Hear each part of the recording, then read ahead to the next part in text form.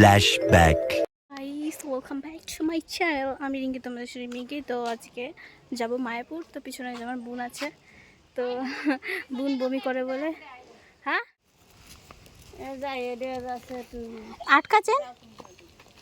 এই যে Rimi, hi hello. আমরা বাড়ি থেকে বেরিয়ে পড়েছিলাম, তো চলো যেতে যেতে তোমাদের সঙ্গে একটা সুন্দর সিনেম্যাটিক শেয়ার করি। চলো গাইস। তোমাকে না লেখা চিঠিটা ডাক বাক্সে রাখো কোণে, সাদা খামের না লেখা নাম এঁকেছে তার গানে। তোমাকে না লেখা চিঠিটা ডাক বাক্সে রাখো কোণে, সাদা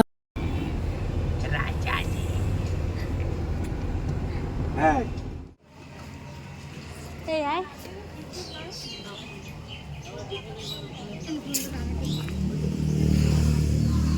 এটা হচ্ছে কি জানো, মাসি বাড়ি না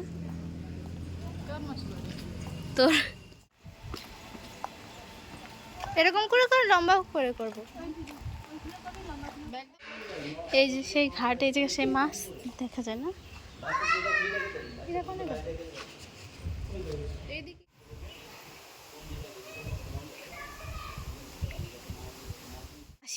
মাসি বাড়ির এই যে পুকুর, ওই যে কত বড় বড় মাছ হয়, এই যে খাবার দিলেই মাছ আসে।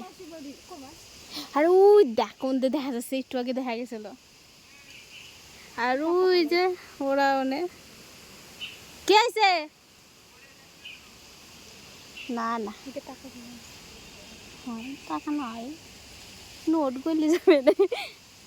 প্রপার মায়াপুর, মায়াপুর ইস্কন মন্দিরে। হাই গাইস, হাত উঁচু করো। এই যে গাইস, আমরা এখন যে আইছি মায়াপুর।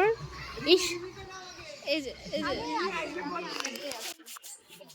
এই যে আমরা এখন রেস্ট করছি, হ্যাঁ, ভজন কুটিরে। হ্যাঁ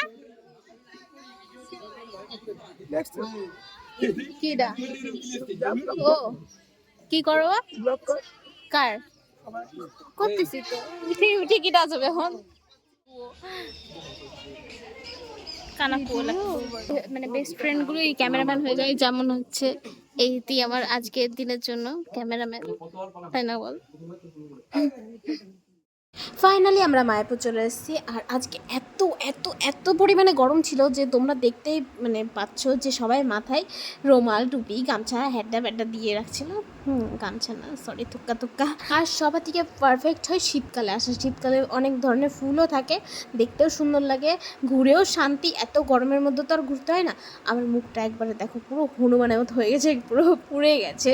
আর এত গরম ছিল, ফোনটা তো পুরো আগুন হয়ে গেছিলো। আমি চলে এসেছি, আর এত গরম, সবাই যে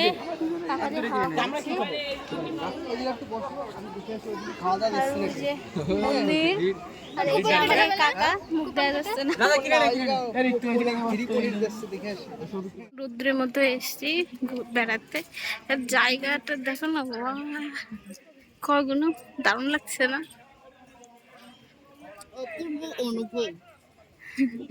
ঠিক, গরমে এত খারাপ লাগছে গাইস। তারপরে যে লিমকা, জল, পপকর্ন, আইসক্রিম কিনে নিয়ে আসলাম। আর ওর অবস্থা দেখো,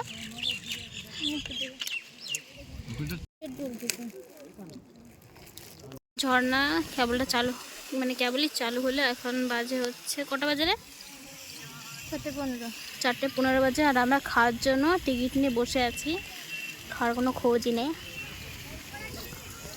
আর ও দুধটা অনেকটাই কমেছে বল।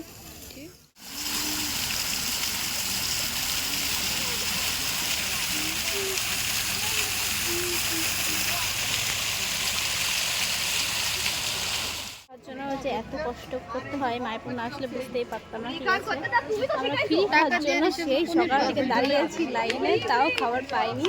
তো এখন সবাই বলছে যে বাড়ি চলে গেলে ভালো হতো, কিন্তু কোনো উপায় নেই, সেই রাত্রেবেলায় যেতে হবে, যেহেতু আমরা প্রাইভেট গাড়িতে ঘুরেছি। খাবারের লাইন। আর ওই যে আমাদের মাইস্টির গোলাপি কালার জামা পরা। আর এই যে আমার ললিতা আর আমার বোন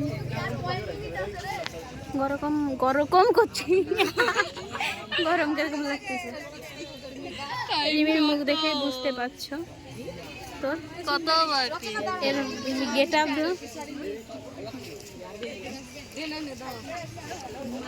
সবাই ব্লগার হয়ে গেছে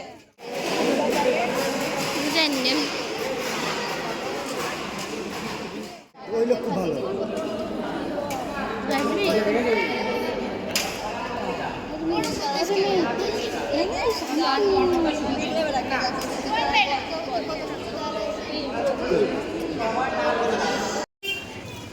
এই যে ভালো খেতে ভালো এই তো ভালো মোমো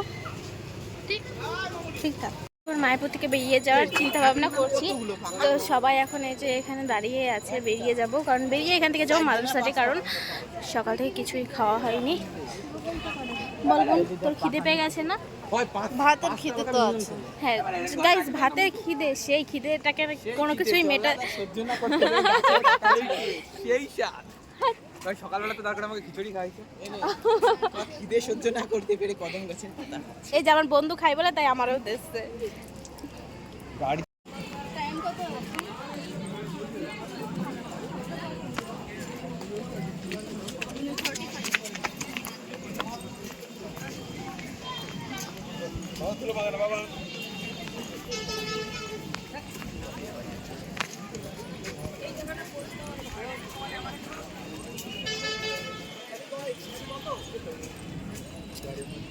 One hour later. অবশেষে আমরা হচ্ছে মাদ্রাসাতে এসে পৌঁছালাম আর আমরা এত পাগলের মতো ছিলাম কারণ সারাদিন আজকে রোদ্দুরে ঘুরে মুখটা পুরো হনুমানের মতো হয়ে গেছিলো যাই হোক গাইস তারপর আমরা অর্ডার দিয়েছিলাম হচ্ছে বাটার নান আর মাটন বলছি চিকেন কষা সরি মাটন খাই না যাই হোক কি করছিস তো